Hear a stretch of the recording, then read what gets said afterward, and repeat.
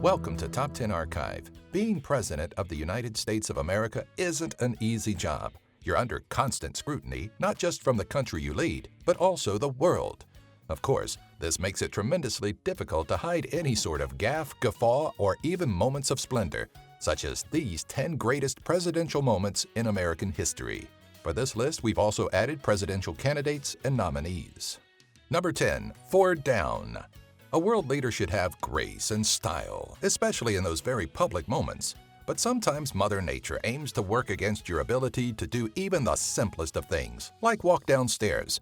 After landing in Austria in 1975, President Gerald Ford was making his way down the stairs from the craft and, about 3/4 of the way, tumbled to the ground.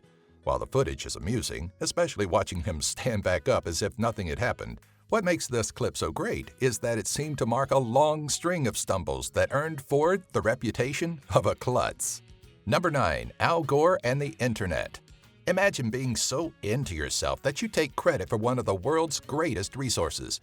In March of 1999, all eyes were on Al Gore, who, during an interview on CNN's Late Edition with Wolf Blitzer, claimed he took the initiative in creating the Internet. I took the initiative in creating the Internet. Was Gore really stepping forward as the brain trust within the United States Congress that brought the Internet to life?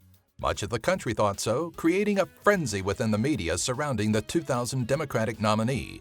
If you dissect his words, which most of the media failed to do, what you'll likely realize is that he wasn't touting himself as the inventor of the Internet, but rather an important part in initiating the implementation of it, which he was, though more careful wording could have avoided the insanity. Number 8, Fooling Bush.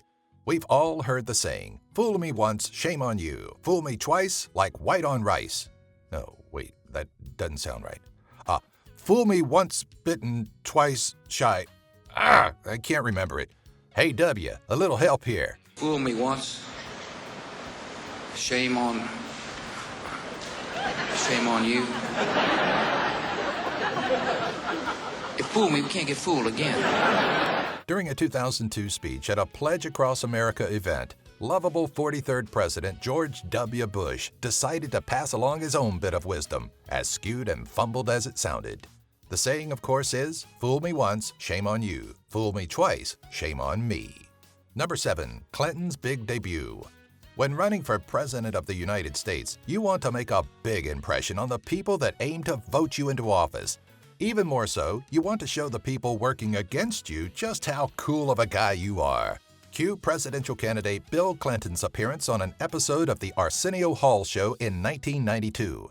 The performance was interesting, to say the least, and maybe not the first choice of things we'd done after literally just clinching the Democratic nomination.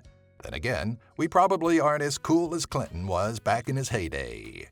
Number 6, The Lust of President Carter.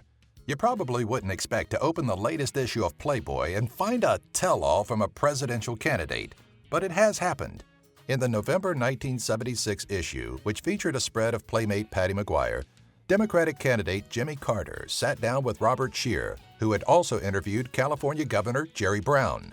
Despite the length and depth of the interview that Scheer conducted, American media really only latched onto one thing. When questioned on how the public views his religious beliefs, the presidential candidate somehow got onto the subject of sin, admitting that he's looked on a lot of women with lust and has committed adultery in his heart many times. Definitely not a presidential legacy you want to be leaving behind, but thanks to Amazon, it's not too late to get your hands on that issue. For the article. Yeah, right. Number 5, Legalities according to Nixon.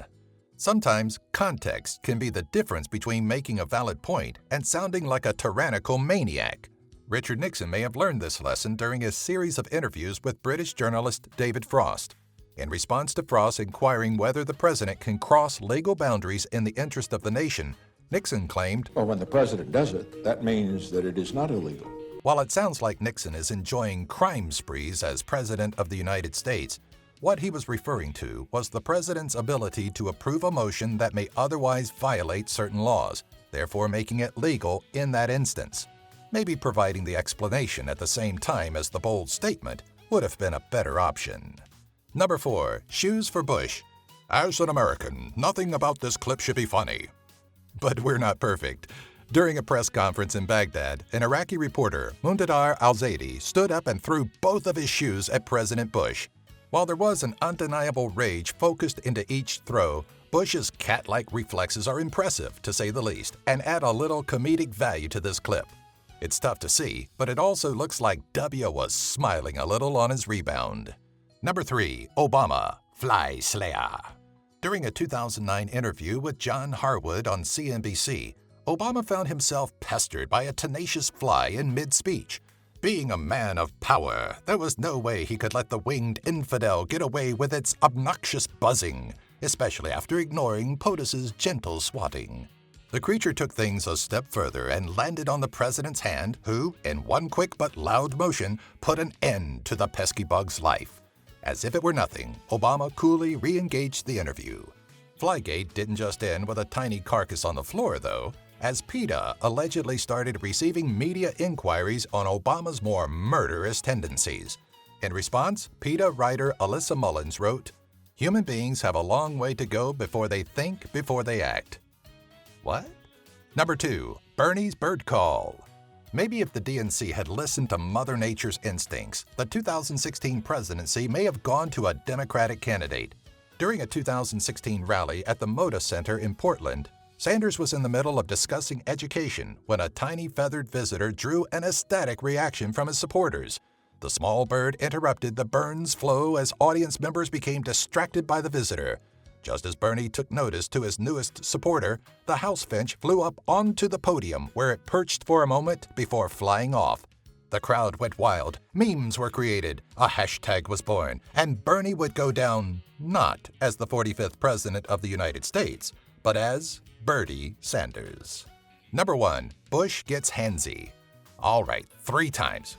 We're trying, but come on. Good old George W. left behind some legendary, unintentionally comedic moments. George Bush made it known many a time that he was not too keen on the do's and don'ts of being president, but he made one of his biggest mistakes at the G8 summit in St. Petersburg, Russia in 2006. And no, we're not talking about the sidebar comment made to British Prime Minister Tony Blair. While meandering about, he passed by German Chancellor Angela Merkel and, like an awkward frat boy, stopped to give her an awkward shoulder squeeze. The Chancellor's reaction was extremely telling as she flung her shoulders up to shake Bush and grimaced at the very inappropriate gesture. Bush, however, went on his merry way, likely none the wiser.